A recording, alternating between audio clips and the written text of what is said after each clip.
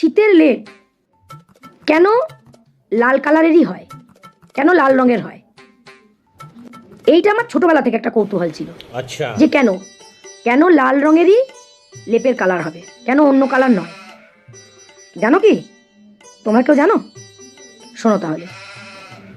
আচ্ছা, পিৎজা কেন গোলাকার বানিয়ে সেটা আবার চার কোণা মানে বর্গাকার টাইপের বাক্সের মধ্যে রেখে ত্রিভুজের মতো শেপে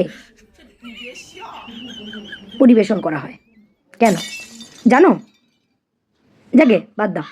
ধর্মপিতা, ধর্মপিতা মানে নিজের পিতা নয়, না, ধর্মম্মা। ধর্মম্মা মানে কিন্তু নিজের মা নয়, কখনোই নয়।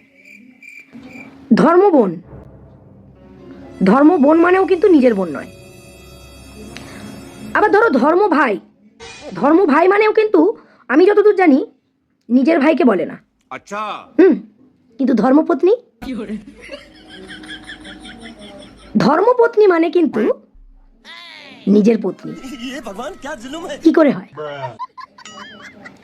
এত বড় ভুলটা, এত বড় ভুলটা শাস্ত্রে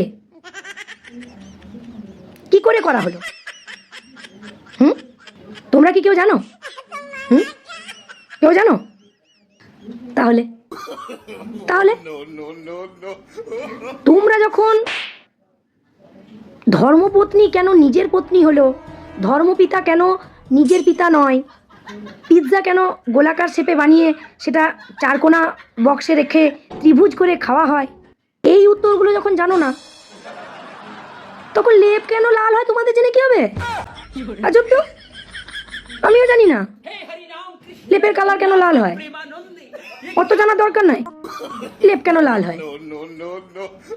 তুমি লেপ গায়ে দেওয়ার মালিক, গায়ে দেবে। অত লেপ লাল হচ্ছে না সাদা হচ্ছে তোমার জেনে লাভ নেই। আমি আদার ব্যাপারী, জাহাজের খবর রেখে আমার কি হবে? শীততাপ নিয়ন্ত্রণ হলেই হচ্ছে, অত তো জেনে আমার লাভ নেই। আর তাছাড়াও এই যে 60টা বছর ধরে আমি তোমাদের এত প্রশ্নের উত্তর দিলাম, এটা কেন হয়, ওটা কেন হয় না, ওটার জন্য কি করা উচিত, এটার জন্য কি করা উচিত নয়, এই যে এত প্রশ্নের উত্তর তোমাদেরকে আমি দিলাম, তার জন্য বছরের শেষে তোমরা একটু ভালো ভালো কমেন্ট করো, একটু হাসি, তোমাদের কমেন্টগুলো করে একটু হাসি। আর শুধু আমি হাসাবো নাকি? হ্যাঁ, আমি হাসবো না? বছরের শেষে একটু ভালো ভালো কমেন্ট করো তো দেখি, একটু হাসি তোমাদের কমেন্ট শুনে। কমেন্টগুলো কিন্তু মজাদার হয়েছে, ঠিক আছে? তো চলো আজকে এইটুকুই, আবার কালকে দেখা হচ্ছে, টাটা।